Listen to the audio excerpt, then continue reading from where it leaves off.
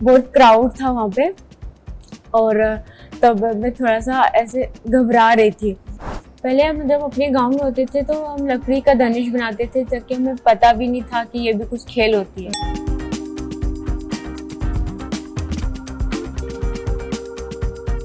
सबसे पहले शीतल, आपका पहला पैरालंपिक था ये। आप गोल्ड पहले भी जीत चुकी हैं, पैरा एशियन गेम्स में भी आप कमाल कर चुकी हैं, लेकिन पहला पैरालंपिक्स और सबसे छोटी सदस्य हैं इस पूरे कंटिजेंट की, तो क्या कुछ दिमाग में चल रहा था? नर्वसनेस थी कहीं पर? नमस्ते।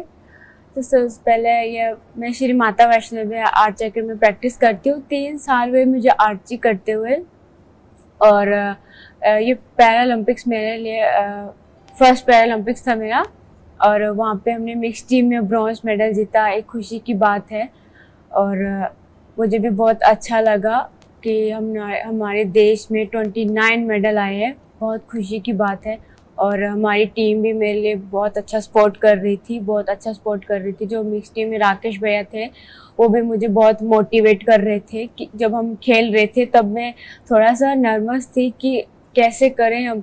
बहुत क्राउड था वहाँ पे, और तब मैं थोड़ा सा ऐसे घबरा रही थी, और राकेश भैया मुझे कह रहे थे कि आराम से खेलना, डरना नहीं है, अपने एरो पे, हर एक एरो पे फोकस करना है। तो मेरे दिमाग में यही चल रहा था तब।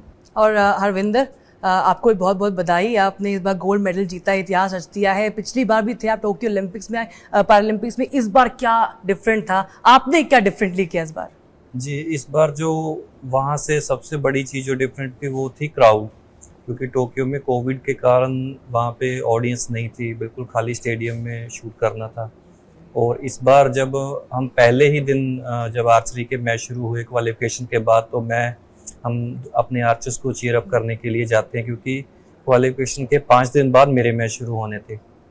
तो हालांकि फैमिलाइजेशन भी हुआ था, हमें आधा घंटा वहाँ पे शूट करने को दिया गया था शुरू में, लेकिन मैं जब ऑडियंस स्टैंड में बैठा, ये चीज़ मेरे दिमाग में थी कि मुझे 5 दिन बाद वहाँ पे खड़े होके इस ऑडियंस के बीच खेलना है, इस क्राउड के बीच। तो वो चीज़ काफ़ी फ़ायदेमंद रही, वो जो इमेजिनेशन थी कि मुझे 5 दिन बाद वहाँ पे खड़े होना है।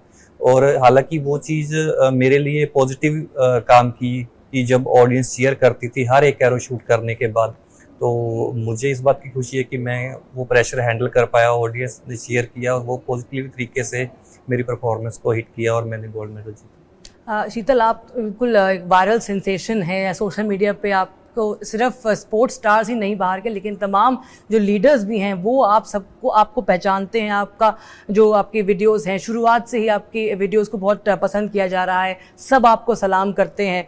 लेकिन आप ज़रा बताइए कि किस तरह से आपने ये शुरुआत करी, जो कि जब आर्चरी की बात करते हैं, सबसे पहले हाथ का निशाना, हाथ में कैसे आप उंगलियों के बीच में वो तीर कमान को संभालते हैं, और आप बचपन से ही आर्म्स ना होते हुए ये आपको जहन में कैसे आया, कैसे मोटिवेशन मिला कि आप तीर कमानी लेंगे? जैसे कि अब सब देखते हैं यूट्यूब पे शीतल देवी को, पहले कोई नहीं पहचानता था मुझे जब मैं अपने गांव में थी, और बहुत कम लोगों ने मेरे पे विश्वास किया था कि मैं भी कुछ कर पाऊंगी अपने देश के लिए।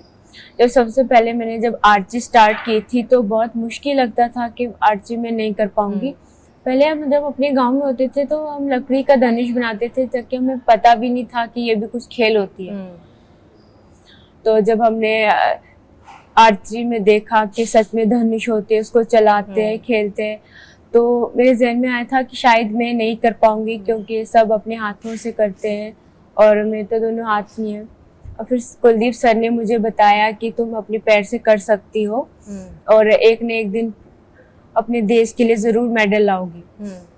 और शायद वो मेरे जहन में बैठ गया कि शायद मैं करूं, और विश्वास आया अपने आप पे कि शीतल तुझे करना है। तो फिर मैं जब कर रही थी तो मुश्किल लगता था, पहले वो उठाया नहीं जा रहा था बिल्कुल, तो मैं सर को कहती थी कि बहुत भारी है, और सर ने बिल्कुल छोटा सा वो दिया मुझे पहले, और जो डिवाइस था वो बनाया सर ने, ताकि थोड़ा थोड़ा समय में मेरे को आसानी हुआ। पहले मुश्किल होता है चलाने में, बट जब हम थोड़ा सीख जाते हैं तो फिर आसानी होती है।